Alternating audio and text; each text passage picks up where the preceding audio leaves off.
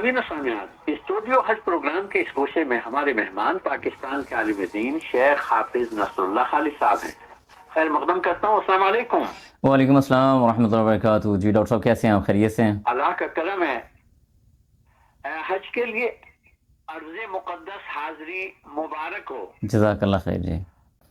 जी doctor साहब शुक्रिया आपका बहुत ज़्यादा।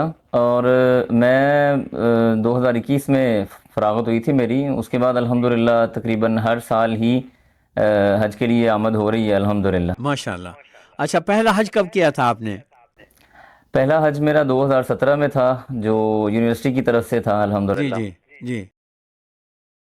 और अगला सवाल मेरा यह है कि इमाम मोहम्मद बिन सऊद यूनिवर्सिटी की किस फैकल्टी में थे आप, और उससे हासिल इल्म किस शक्ल में पाकिस्तान में फैला रहे हैं? लेकिन इससे पहले ये बता दीजिए कि पहले हज की कुछ यादें हों तो वो भी शेयर। जी पहले हज की वैसे तो बहुत सारी यादें हैं, लेकिन जो काबिल ज़िक्र याद है वो ये है कि चूँकि ये हज हमारा यूनिवर्सिटी की तरफ से स्पॉन्सर्ड था अल्हम्दुलिल्लाह, तो हमारे जो मिना के कैंप्स थे या अरफात के कैंप्स थे, तो उनमें जो हमें सबसे फ़ायदेमंद चीज़ मिली वो ये थी कि सऊदी उलमा से हमारी मुलाकात होती रही। मुख्तलिफ़ मशाइख़ कराम हमसे हमें मिले, आके हमें दरस भी दिया, गपशप की। तो ये एक ऐसी हसीन याद है जो शायद आज के बाद मुमकिन नहीं होगी कभी भी, यानी उसी 17 के में थी, उसके बाद मुमकिन नहीं होगी। सही। इमाम मोहम्मद बिन सऊद यूनिवर्सिटी की किस फैकल्टी में थे आप? मैं जी कुलिया उसूलुद्दीन में था, फैकल्टी ऑफ उसूलुद्दीन, और उसके अंदर फिर आगे स्पेशलाइजेशन थी क़िस्मुल अक़ीदा वल मज़ाहिब अल मुआसरा, जिसको आप तक़ाबुल अदियान कह सकते हैं। तो उसमें अल्हम्दुलिल्लाह मेरी फिर स्पेशलिटी थी। अच्छा, असुन्ना स्टूडियो के आप बानी हैं? असुन्ना स्टूडियो क्या है? सुन्ना स्टूडियो जी पाकिस्तान के अंदर एक डिजिटल प्लेटफॉर्म है जिस पे हम खैर का काम कर रहे हैं, जिसमें मुख्तलिफ पॉडकास्ट होते हैं या मुख्तलिफ सीरीज़ चलती हैं या मुख्तलिफ उन्वानात के ऊपर। खाना काबा तो देखते हुए जो सबसे पहले ख्याल तकरीबन हर बार आता है वो ये है कि नबी अलैहिस्सलातु वस्सलाम जब मक्का मुकरमा से हिजरत कर रहे थे, तो आप अलैहिस्सलाम मुड़ मुड़ के बार बार बैतुल्लाह को देखते थे, और आप कहते थे कि अगर यहाँ के रहने वाले मुझे यहाँ से ना निकालते तो ए बैतुल्लाह मैं तुझे छोड़ के ना जाता। तो अब अल्हम्दुलिल्लाह वो नबी अलैहिस्सलातु वस्सलाम की मेहनतें, आप अलैहिस्सलातु वस्सलाम का वो काम, आपकी वो कुर्बानियाँ, यहाँ पे इतनी रौनक है कि बाज़ औक़ात पाँव रखने की भी जगह नहीं होती। सही। हाफिज़ नसरुल्लाह खालिद साहब, आप मुल्तान यूनिवर्सिटी से पीएचडी कर रहे हैं, मकाले का उन्वान क्या है, इसके अहम निकात भी बताइए। जी यूनिवर्सिटी से मेरा जो चल रहा है पीएचडी, उसमें मकाला है अद-दरासात अल-लिसानिया फ़िल कुरानिल करीम। तो इसके अंदर कुरान मजीद में जो ग्रामेटिकली पहलू आते हैं उनको डिस्कस किया जाता है, क्योंकि आप हमें हमारे इल्म में है कि कुरान मजीद की ग्रामर बहुत ज़बरदस्त और बहुत ज़्यादा शानदार है। तो इसमें जो ग्रामेटिकली पहलुओं को टटोला जाएगा या उनकी जांच पड़ताल की जाएगी, तो उससे मज़ीद ईमान मजबूत होगा कुरान मजीद के हवाले से कि अल्लाह सुब्हानहू व तआला ने किस कदर शानदार अंदाज में ये मौजज़ा नाजिल किया और किस तरह बेहतरीन किस्म से ये इंसान की कोई कलाम नहीं है बल्कि अल्लाह सुब्हानहू व तआला की कलाम है, क्योंकि इंसान ऐसी कलाम नहीं बना सकता। सही। हाफिज़ नसरुल्लाह खालिद साहब, हज किस दर्जे की फ़िक्र, किस सतह की तब्दीली और किस मयार का अमल चाहता है? हज अगर आप फ़िक्र की बात करें तो ये अक़ीदा तौहीद की तरफ हमें दावत देता है और उम्मत की वहदानियत की तरफ दावत देता है। अक़ीदा तौहीद देखें कि सब के सब लोग एक ही तरफ चेहरा करके नमाज़ पढ़ रहे हैं और एक ही जानब, एक ही सिमत में लब्बैक अल्लाहुम्मा लब्बैक कह के जा रहे हैं।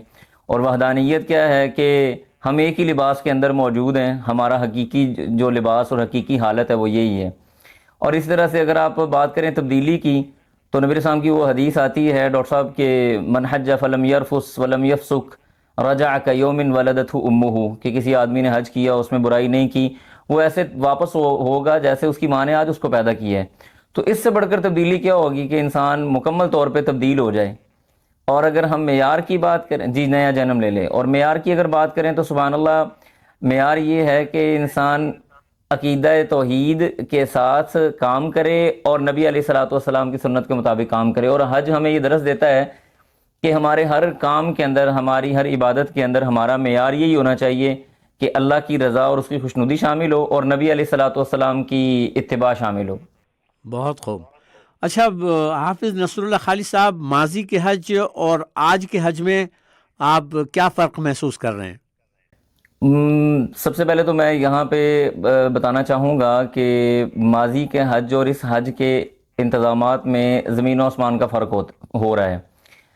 اب جو انتظامات ہیں وہ یعنی اس حد تک خوبصورت ہیں کہ ناقابل بیان ہے ماشاءاللہ، جس میں لوگوں کا خیال رکھا جا رہا ہے، ان کو گرمی سے بچانے کی کوشش کی جا رہی ہے، ان کے لیے ایس او پیز بنائی جا رہی ہیں. تو ماضی کے اندر حج ایسے نہیں تھا. ایک تو یہ کہ آپ بھی جانتے ہیں کہ ہر طرح کا بندہ آ جاتا تھا، کچھ لوگ بغیر اجازت نامے کے بھی آ جاتے تھے. تو وہ جو معیار تھا حج کا وہ ویسا نہیں تھا جیسا آج ہے، اور یہ مجھے سمجھ آ رہی ہے کہ شاید مستقبل میں اس سے بھی اچھا معیار ہو جائے. اگر اسی انداز سے انہی ایس او پیز کے ساتھ جاتے جائیں گے تو بڑا پرامن حج ہو جائے گا. اور اس پہ یقینی طور پہ خراج تحسین میں پیش کرتا ہوں شاہ سلمان بن عبدالعزیز کا اور ولی العہد محمد بن سلمان بن عبدالعزیز کا، کہ جنہوں نے اس طرف بڑی توجہ کی ہوئی ہے اور ضیوف الرحمان کا بڑے عمدگی کے ساتھ خیال رکھا جا رہا ہے. حافظ نصر اللہ خالد صاحب، آخری سوال یہ ہے کہ اپنے مشاہدات اور اپنے تجربات کی روشنی میں نئے حج کرنے والوں کو کیا کرنے اور کیا نہ کرنے کے مشورے دیں گے آپ مختصراً؟ جی، میرا جو مشاہدہ یہ تجربہ ہے اس کے مطابق میں یہ کہوں گا کہ سب سے پہلے تو جو بھی نئے حج پہ آنے والے لوگ ہیں وہ حج پہ آنے سے پہلے حج کے بارے میں مکمل معلومات حاصل کریں.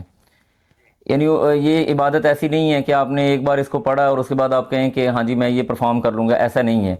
اس کو ایک بار، دو بار، تین بار لٹریچر پڑھیں، علماء سے سوال کریں، اس کے اوپر لیکچر لیں اور اس کو بہت اچھی طرح سے ازبر کر کے پھر آپ حج پہ آئیں. نمبر ایک.